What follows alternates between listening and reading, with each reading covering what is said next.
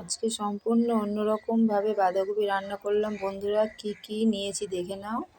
সর্ষের তেলে জিরে, পাঁচফোড়ন, শুকনো লঙ্কা, কাঁচা লঙ্কা দিয়ে দিলাম। এবার আলুগুলো ফ্রাই করে নেব। এরপর কাঁচা মুগ ডালটা ভেজে নিলাম। এরপর দিয়ে দেবো বাঁধাকপি, স্বাদ মতো লবণ, হলুদ দেব।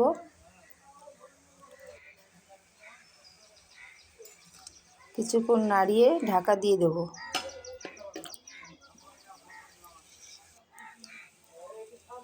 এবার দিয়ে দিলাম আদা বাটা। তো ভালো করে ভেজে নিয়ে এবার ভেজে রাখা মুড়োগুলো দিয়ে দিলাম। মুড়োগুলো ভেঙে দেব।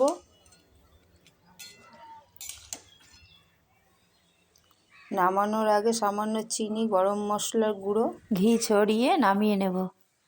রেসিপিটি যদি ভালো লাগে প্লিজ লাইক করো।